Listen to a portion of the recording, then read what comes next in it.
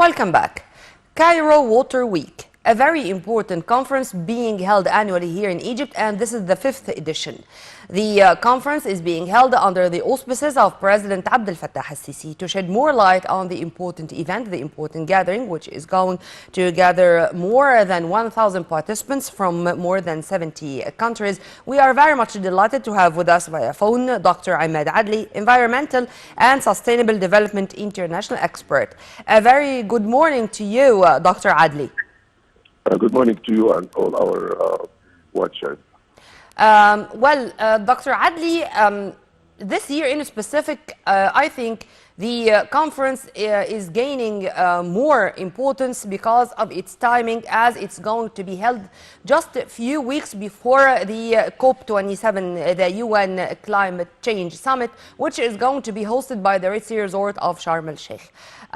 Would you please tell me first if you agree with me on that or no, and what are the most important goals of the fifth edition of Cairo Water Week?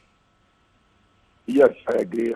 Absolutely. It's very clear while Egypt was preparing for the Cairo Water Week, the organizers of the Ministry of Water Resources and Irrigation, they acknowledge very much the importance of having the week just less than a month from almost 20 days from the summit, the climate summit in COP27 in Sharm el-Sheikh. So this is why all the themes of this Cairo Water Week is focusing on the relation between water and climate change. And in fact, for those all who are working in the field of climate change, we all understand that water is the heart of climate change. Anything we are talking about when it comes to climate, it is because of water is definitely in touch with that. If we are talking about flooding, if we are talking about drought, if we are talking about sea level rise, if we are talking about all different water security, food security, all are very much linked with water, and this is why the fifth Cairo Water Week is coming to highlight and to emphasize on this topic and make the clear link between water and other issues. Yes, sir. And with what we are watching worldwide, the floods, the mudslides, the heavy rains in some places, and the droughts in others, all this, I think, it made it not a luxury anymore. I mean, cooperation and coordination among different countries and among different international organizations now is a must. Is this one of the subjects which is going to be discussed during this Cairo Water Week, this fifth edition? And if we do have a quick look on its agenda. Yeah, the agenda is going to, and yes, it's very much linked with all what you have said, because if we look at the themes that this Cairo Water Week is highlighting, we will find that it starts with water security and climate change. That's the first one. The second one is protecting the deltas, which of course for Egypt is one of the critical issues related to climate change.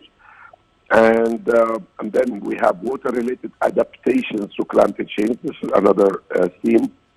And then we have water, climate change, and future cooperation, which we will never be able to do anything without having the cooperation between the science, the administration, the financial, and also international support. We have also climate water-related disasters. This is all what you mentioned when it comes to all the disaster issues that are very much linked to water. And here in this theme, we are talking about the preparedness and also the disaster management system that could be put to deal with disaster related to water. Yeah. So as you can see from the 5 themes and the 5 directions, it covers the different angles of the link between water and climate change. And of course, the space for having different sessions from different perspectives. We are talking about, as you said, we have 1,000 participants, but they come from more than 150, I believe, organizations in international and also in the region. Either we're talking about Arab region, Mediterranean region, Africa region, and international as well, in addition to the Egyptian organizations as well. So we will see you will see in the agenda very clear the role of these organizations in different sessions, and also the cooperation in such. We are going to see some projects that already have succeeded, and they have some lessons learned, and also able to present their case studies. We have also some political dialogues, like on the 18th, there will be a ministerial meeting for the water and agriculture ministers. They are going to meet for 1 day during the Cairo Water Week, and to discuss also their own future plans, and also discuss what they have done so far in the link between water and agriculture. So the agenda is very rich and covering the 5 themes, as you mentioned, from the different perspectives. Yes, and to echo what you have said, sir, this year's event is held under the slogan of "Water at the Heart of Climate Action." This is really very indicating that the subjects or the files which are going to be discussed are very related to climate change. Well, sir, technology made our planet a small village, but also climate change did so. I mean, when we heard or we read yesterday the UN report about Haiti, for example, with millions of people who are going to suffer from famine, this is related to climate change in a way, to water scarcity in a way. And now even the layman in the street has this kind of awareness that if something like that is taking place in Haiti, it may affect us here in Egypt or in Africa in general.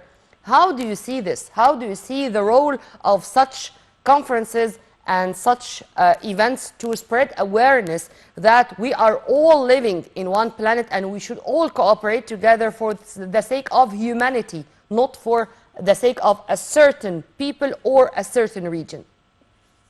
Conferences like this one has different objectives. Of course, when we started with the first Cairo Water Week, for sure, and we are now in the 5th edition. For sure, the objective for Egypt was to find more of impact on the Egyptian reality. And when it comes to water, Egypt is one of the very vulnerable countries, because we have only one source of water, which is the Nile River.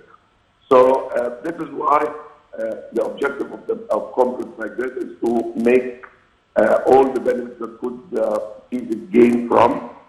But of course, for other organizations, they also use this to come to learn from other experiences, to build more partnerships with organizations, with funding agencies, to also present their challenges and to get support from others.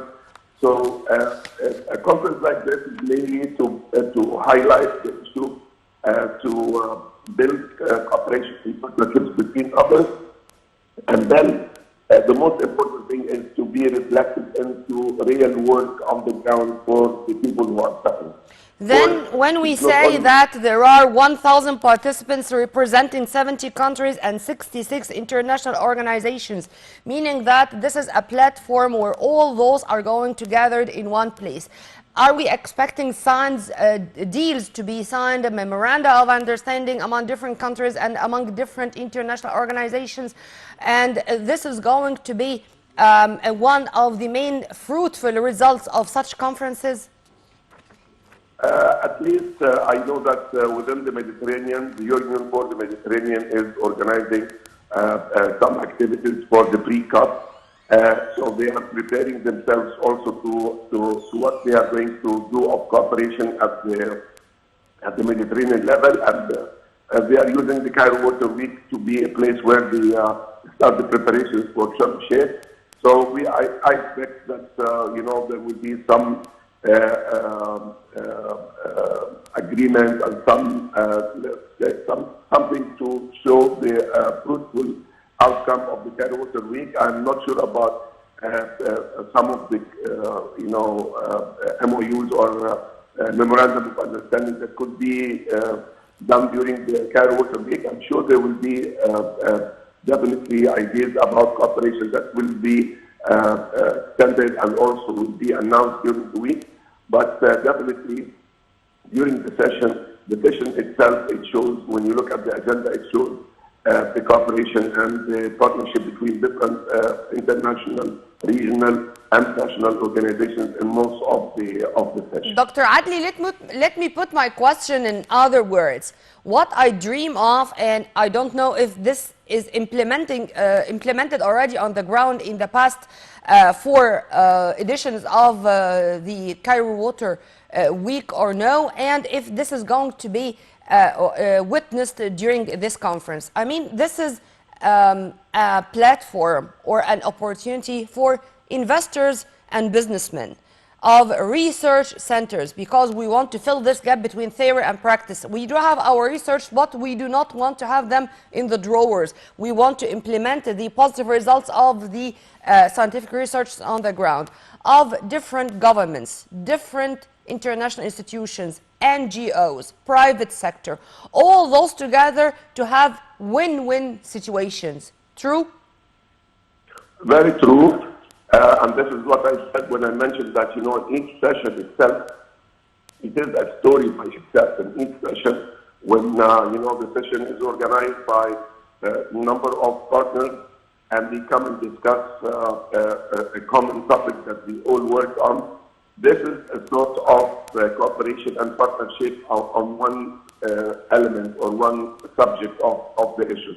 Mm-hmm. So when we look at the agenda and see how it covers from coastal areas to aquifers to rivers to lakes to different water issues, you will see, and from the different partners, either from the 66 international organizations or from the many organizations that are coming from Egypt that will be attending the week. So I think, it shows how it was tailored, how the week is tailored to cover the different aspects and also to gain as much as possible many of the examples of future cooperation and partnership. Dr. Adly, you mentioned a very important point, that there is a political side of this conference. To what extent do you think that there is a real political will by different countries? Many of them are going to participate with high-ranking delegations in this conference to reach a real sustainable solution to the water crisis, which is a global one. Well, I think to have the Arab Water and Agriculture Ministerial meeting during the Cairo Water Week, this is the model that I have used for a very important regional cooperation that we need in this region. For those who are following very well the water issues in the Arab region, more than 60% of the water resources that we have in our Arab region is coming from outside the region. Mm-hmm. And this puts a lot of risk and also threat on the water and food security for our community. Mm-hmm. And this is why bringing the ministers of water and agriculture from the Arab region together in one platform to discuss cooperation and also future and to exchange experiences too, sir, because in my humble opinion, this is very important. For example, this country had such experience in seawater desalination, for example, others in the storage of rainwater. Of course, I'm not an expert, but of course there is such positive results which we may witness on the ground with fruitful exchange of experience among different countries. By the way, not only in the Arab region, but in the Arab Mediterranean, from the north and the south of the Mediterranean, and maybe to an expanded panoramic view when it comes to all those who are going to come and participate in this important conference. Yes, true.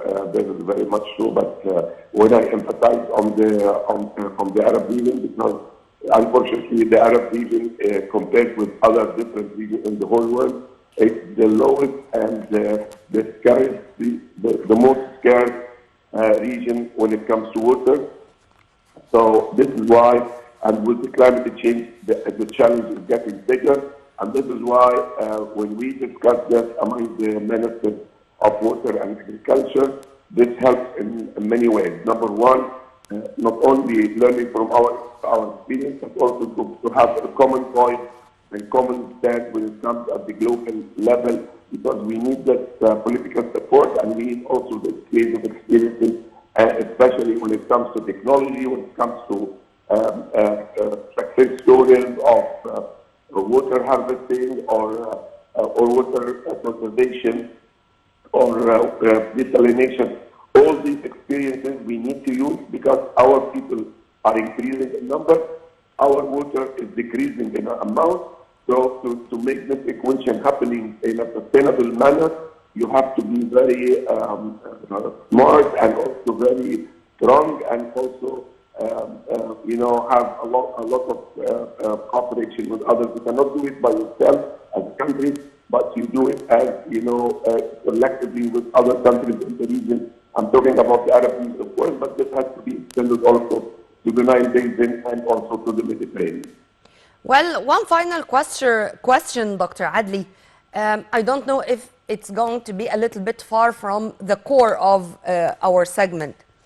I think that the Cairo Water Week is another message to the whole world, another rehearsal before the COP27. Egypt is regaining its position, not only regionally, but internationally.